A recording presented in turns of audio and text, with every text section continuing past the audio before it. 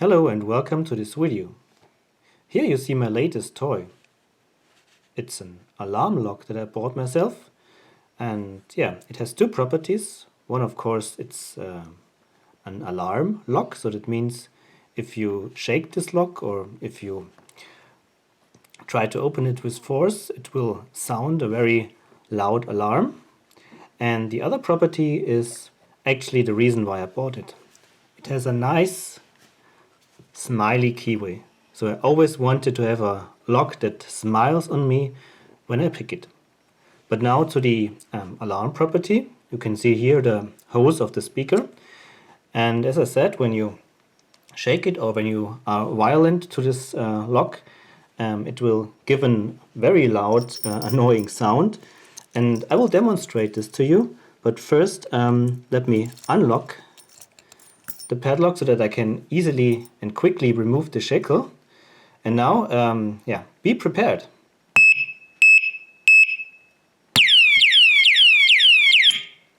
Okay, that was the alarm.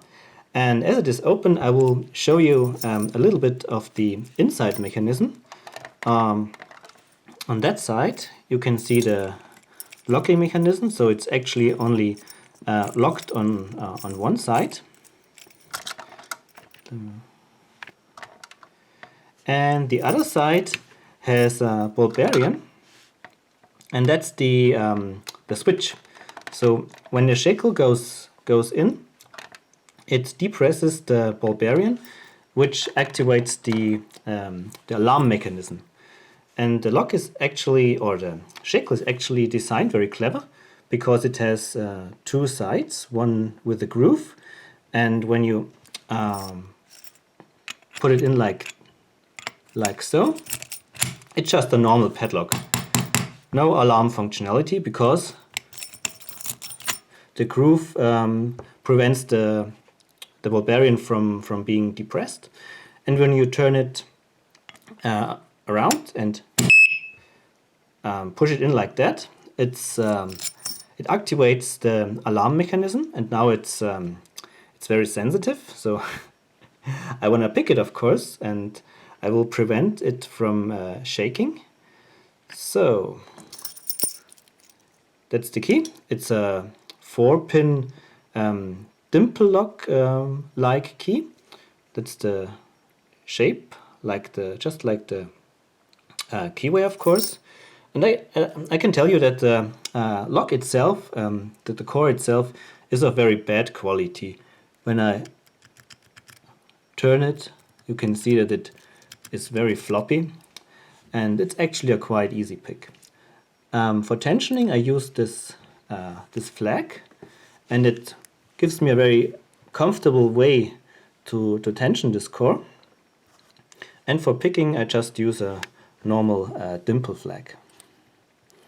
And I will try to do it as smooth as possible, not to invoke the alarm.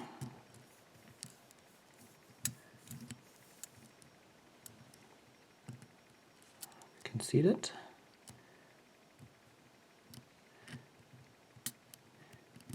The only thing is that you need to have a dimple pick that is very thin, because you need to work around this very narrow corner. Oops, and it's open.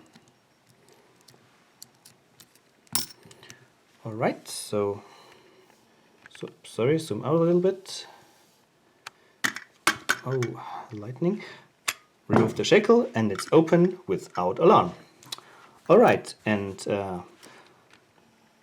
there are two screws in the inside.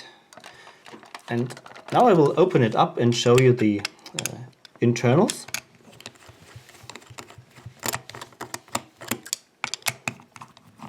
And that's what you basically have to do when you want to exchange the batteries.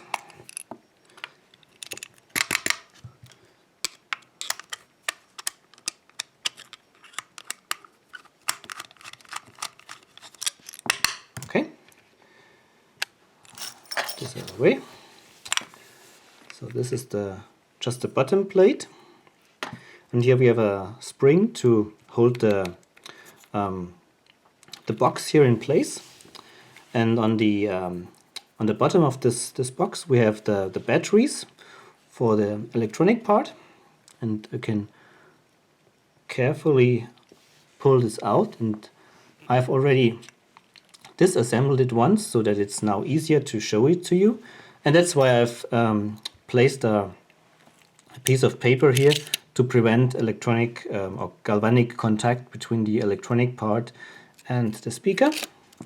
So when you look inside, you can see here the piezo speaker that makes the actual sound, and here is the other side of the ball bearing switch. Here we have the, that's the electronic part that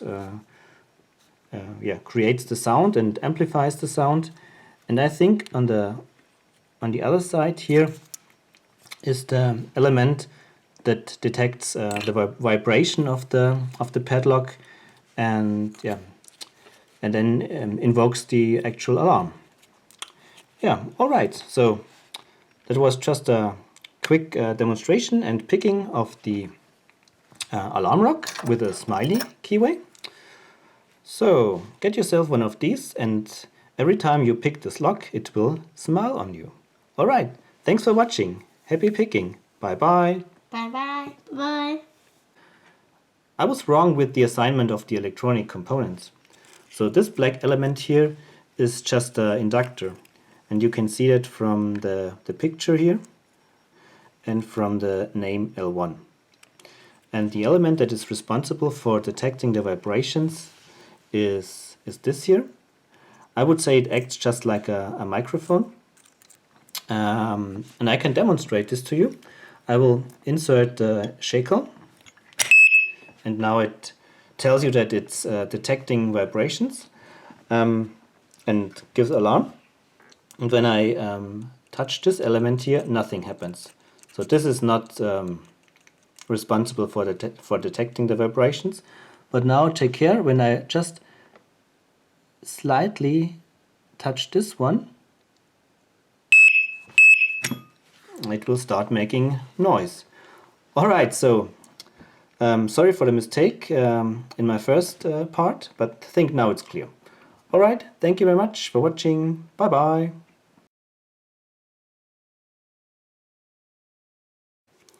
There is another interesting aspect of this lock. You can see that the pins are completely in the upper area.